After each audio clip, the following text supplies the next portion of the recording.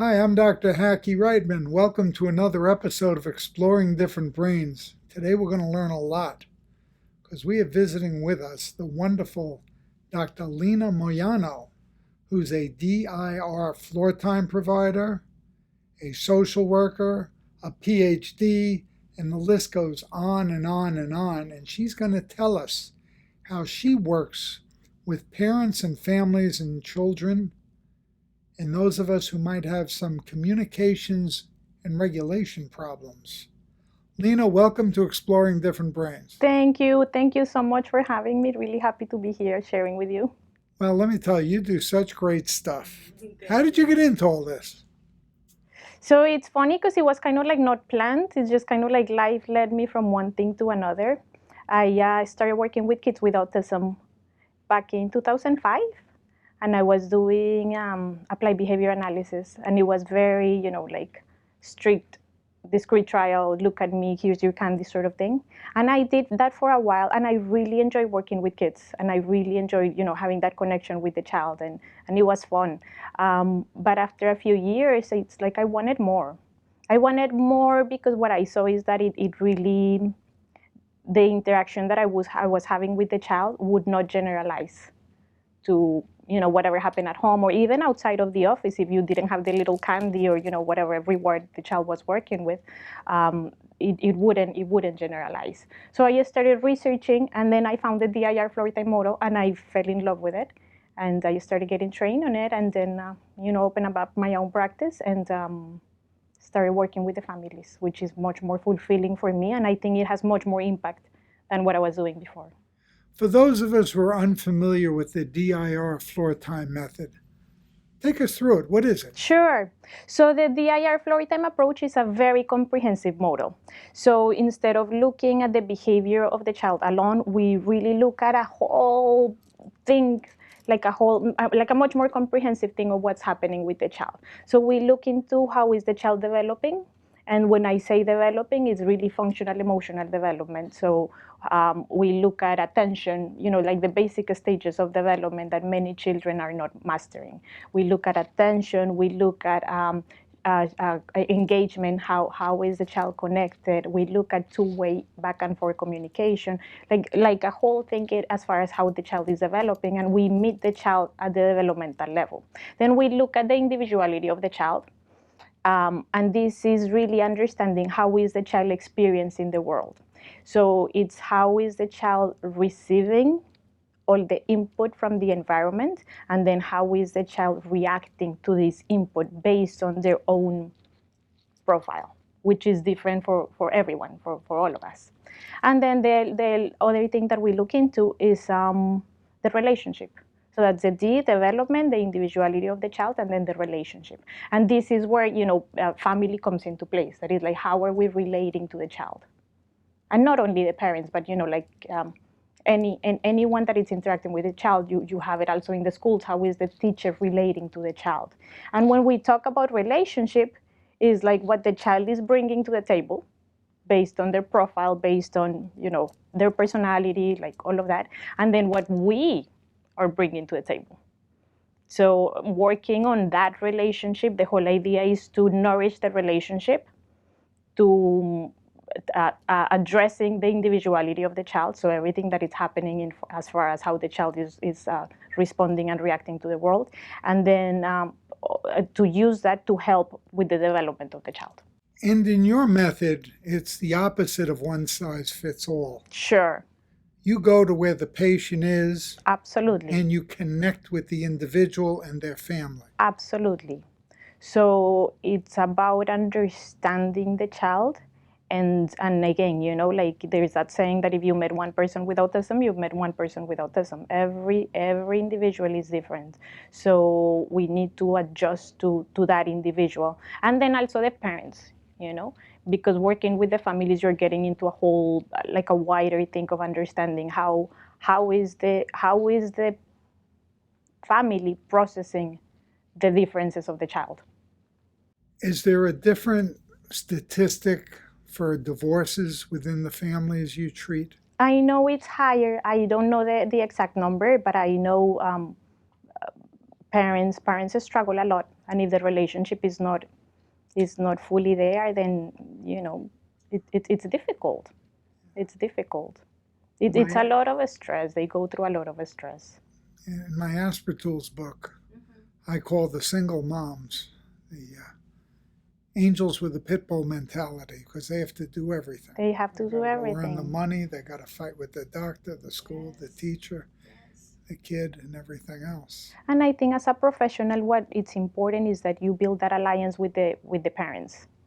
And I do see that a lot of providers can tend to get into a very judgmental mindset with the parents, like they're not doing this, and I told them to do this, and they're not following through, and the diet, and they're like really kind of like criticizing what's happening with like how the parents are behaving. But I think it's important to understand that yes, they're going through a lot, and that everyone is going through their process of understanding and grieving in a way at their own time. So you cannot rush the process. And so again, with the parents, you gotta build that relationship with the parents and stay at the level of the parents. So it's almost like you're doing Floortime with the child, and then you're doing Floortime with the parents as well. Where do you find the biggest roadblock, with the parents or with the child? Oh, it's usually with the parents. It's usually with the parents.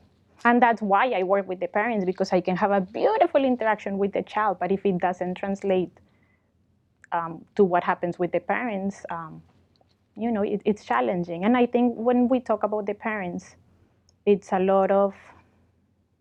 I think that a lot of the challenges come from their understanding of what's happening and their own grieving and their own expectations, and maybe wanting a quick solution that is just like, it's going to be a miracle, and then, this is going to be a thing of the past that no one is going to know anything about. So it's also a process of educating the parents and to find ease into the process of like, yes, this is where we are, and it's okay, and things are going to get better. And, just day by day, and it's okay. It's okay. When we talk to parents whose child is nonverbal, how is the discussion different? Well, I think with a nonverbal child, what it's important to understand is that you gotta build the foundations. So you see, a lot of the parents have this idea that if the child would speak, things would be different. But it's important to understand that before speaking, babies, before they speak, they engage and they communicate. So even if the child is nonverbal, we gotta work on having that back and forth engagement and that back and forth communication. And if you look at how development happens, babies pull you. Babies are they insist, they really do all these things before the language happens. So when the language happens, it's basically kind of like putting a label to something that they've experienced already.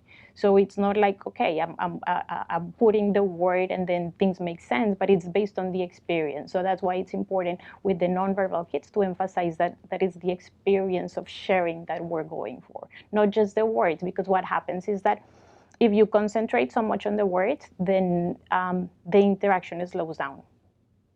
It's like, say it again. But if you understand what the child is saying, you move on and you act like, oh yeah, that's what you mean. And then maybe you say it to model it in a correct way. But you gotta just move on and keep on. What we want is to keep the flow of the back and forth, even if it's nonverbal. It doesn't matter. It doesn't matter because the child is trying to communicate. So we want to feed that. It's called communicative intent. That intention to communicate is more important than the actual words. There are people that are capable of producing words, but if they do not have that desire to communicate, it's really meaningless in a way. And in addition to communicating, it's up to you and the parents and anybody to connect, because you're not going to get anywhere until you connect. Absolutely. What do you find the biggest barriers to connecting? I think it's our preconceptions of how things should be. And I think it's lack of understanding. lack of understanding of what's happening with the child, and different expectations. So it's almost like if you want to play with a child and you want to, let's say, read a book. So you'll get the book and you'll start like, all right, this is how we read the book. But if that's not the idea of the child of how the book should be read, or not even read, maybe the child just wants to look at the pictures or see or hear the sound of the pages flapping, whatever the idea is of the child. If you're not meeting the child at that level, there is not going to be a connection, because you're going to have an agenda which is not the same agenda of the child. So if we slow down and start to really just first watch and see what's the intention of the child. What does the child want? Does the child want me to read the book? Okay, we can engage through that. But does the child want just to flip pages and then be silly with the vision of it, or like whatever it is? Then we gotta join the child in what they're doing. And joining is a key word. Huge. Yeah. Huge. When I see certain parents, instead of joining their kid, say playing with Legos, instead of joining and getting that connection in order to go on to other things, it's put away those Legos. You're always playing with those Legos. Why aren't you doing it? Sure. And so you go into the setting and you first connect with the child, and then you get the parents to buy into it.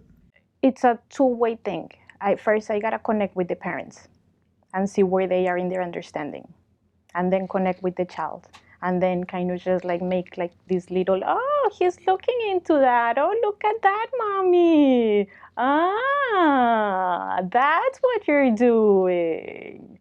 Can I use my own affect to join the child and to use that for mom to hook in through my affect to connect with the child?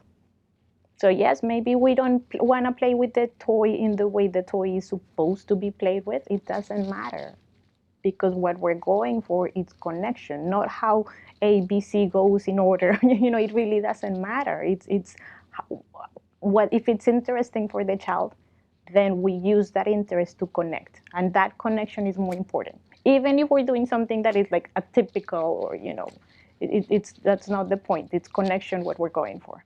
And you feel that the earlier the intervention, the better? Sure, of course. Of course, for the parents and for the child as well. For the parents, because if we get the parent to enjoy that interaction with the child earlier, they're already kind of like associating this time with like, oh my gosh, how fun. And the same for the child. If the interaction, it's always like, say that again. What did you say? Use your words. That's not fun. What's the name of this? What color is this? What animal is this? That's quizzing. That's not a joyful interaction. So what we want is really help the parent understand this so they both can have fun. And this is so important because it has to be on both sides. I remember one time I saw a mom, and mom was like, oh, he played the whole, we played the whole weekend and, hours. And I'm like, oh my gosh, how exciting. So did you guys have fun? And mom said, he was having fun.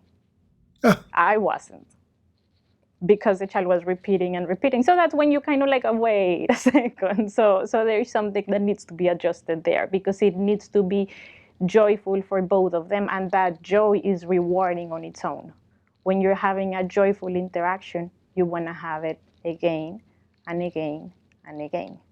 So if you talk in behavioral terms, the joy is the reward, the reinforcer. What's the biggest difference you find when you work with children whose brains might be different versus adults? Yeah, it is different, and I think the challenge is that they've been oftentimes been misunderstood for a very long time, and oftentimes they are associating interacting with people as in with stress, having to follow rules. Remember, I was having an interaction with an adult, and he was looking at the blind. I'm looking at the blinds right now, but he was looking at the blinds, and he was just like fascinating with it. And it was hard for him to interact with me because his attention was on the blinds.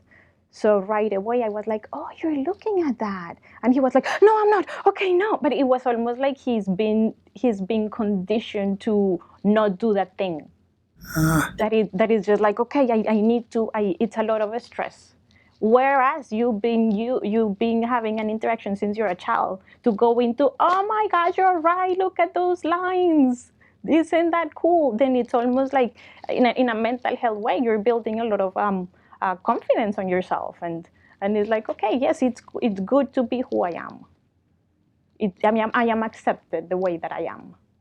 Whereas an older person that maybe hasn't had that type of interaction, it's going to be much more anxious about interacting in a way where it needs rules need to be followed in certain way. So that's kind of just like harder to break those patterns. Now, for someone in our audience who's maybe thinking of going into careers such as yours, what is the recommended pathway for them? People get into doing this work of DIR Floortime from different professions. Working particularly with the families, I think having a mental health background is excellent, because you can understand it, and because you can connect, and because you can really acquire tools to really build that engagement and that connection with the child at the mental health level. So mental health would be like a good pathway. That background. And your background was in social work initially? Yeah. I started doing sociology in my undergrad, and I had no idea what I wanted. Right. And just like one thing led to another. Then I did my master's in social work, which is a very clinical. It's a mental health title basically. And just one thing led to another, and then I fell in love with it. I found this, and it was just like, it makes sense. Like when I started learning about the IR Floortime, it fit what I already believed. So it was like, yes, I'm home. Yes, and it's beautiful because it's the experience of a lot of people that really get into the model. It's like, oh my gosh, this has already been said. It's not, there's a whole background behind this. It's not just me wanting to do things differently with a child, but it's like there's already a whole model that backs it up. And your PhD was at Nova Southeastern University. Yes, it was an EDD, educational doctorate, in a special education with a minor in autism. And they have quite great facilities over Oh, there. yeah. The Bowdoin School. Exactly. The other stuff. Who are some of the colleagues you work with locally around here in Broward County, Florida? In Broward County, I work closely with Dr. Jenny Trocchio. In fact, the two of us, we run a support group for parents, and we are really creating a community of people who follow these ideas, and even if they don't apply DIR Floortime, they have therapy on their own or anything, but really that they see their kids in a different way, in a more developmentally way. So we do a lot of things for the community, and it's a beautiful connection to have. What are the biggest limiting factors in your practice, would you say? I think that it's limiting the fact that most people are not aware of this type of intervention. Usually when people go to pediatricians or neurologists, right away they give a prescription for ABA, and they are not aware of other alternatives, like other ways of treating the child.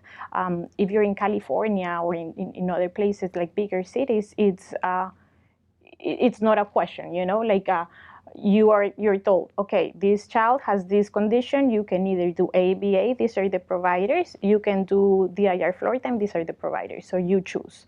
Here we don't have that. So not the challenge, but what I do need to do is educate the families of, okay, this is not, we're different, we're seeing the child in a different way. And it's interesting, so go state by state, huh? Yes. And is there lobbying and stuff that goes on in Florida? Huge. In Florida, we are like very behind. In Florida, we're really behind. In California is a big one. California was actually, and I need to follow up on what happened, but they were actually passing a legislation to allow parents to have choices, so for insurance companies to cover Floortime as a form of therapy. So what type of parent who might be watching this interview, who has a child whose brain's a bit different, what would they be dealing with? Would you say that then they might give someone like you a call? They be dealing with frustrations. A lot of the children that I have, it's really helping them build that regulation, um, being stubborn, being very very rigid, being very disorganized all over the place, and really having a hard time making that connection. There's different challenges, but along all of that, it's really having a hard time making that connection with the child. So I want to play with my child, but my child pushes me away and wants to do something different. So then we go to the facts and see, like, all right, let's see, where is the child's interest, where is the mommy's interest? We can help. What made you choose treating children rather than adults? When I was doing my internship, when I was doing my license, not my license, but my master's in clinical social work, I did an internship with adults, and it was very challenging. And when I was doing that internship, it really led me to want to work with children, because I felt that I was going to have a bigger impact helping the parents understand the children than working with the adults. So that's how kind of just like I moved into deciding like children. I do want to work with children. And then when your children that you're working with reach a certain age, is there someone that you hand them off to or recommend to the parents? Or, like, for instance, here at differentbrains.org, all of our interns are a minimum of 18 years old. And the reason for that is I feel that we as a society have inadvertently discriminated against adults because it's all about the cute little kids. You're completely right. And they grow up. I know, and I'm guilty. I'm part of the problem. So where do you recommend the adults go? Like, to what age do you follow? Because it sounds like your love and your best effect is with the much younger children. Yeah, and I usually do not have a lot of how do you say that? Like, people asking for services for adults. My clientele, like the people who come to me, are usually kids. So I haven't really faced that situation of like, oh, I don't know, and teenagers I see, and once in a while I see like a 22-year-old. So that's kind of just like I'm also capable of doing that. But yes, my passion is working with the little ones and with the parents. And when you work with the little ones, is there a certain amount of time you usually work with them, or it's very variable? Or it's very variable. It really depends on the family. It really depends on the child. It depends on what's happening. Sometimes seeing the child once a week for a couple of months might do a huge difference, and then that already has an impact on the child. Then maybe later we see the child every other week or once a month. It really depends on the child. But then there's other families that I'm like, all right, let's do more intensive, because both of you need more. Both of you, and what I say need more is like both mommy and child, or daddy and child, need to spend more time having this connection, which I know it's hard to have it at home. So it's like we're practicing here so you can have the tools to do all of that at home. So, Lina Moyano, it's been so great talking to you. Thanks so much for coming in. Thank you so much for having me. I enjoyed this conversation. How can people learn more about you? They can go to my webpage, www.crcautism.com. And what does the CRC stand for? My center, it's called Children's Relationship Center. That's my practice. The Children's Relationship Center. Dr. Lina Moyano, thank you so much for being with us here in another episode of Exploring Different Brains. Thank you so much for having me.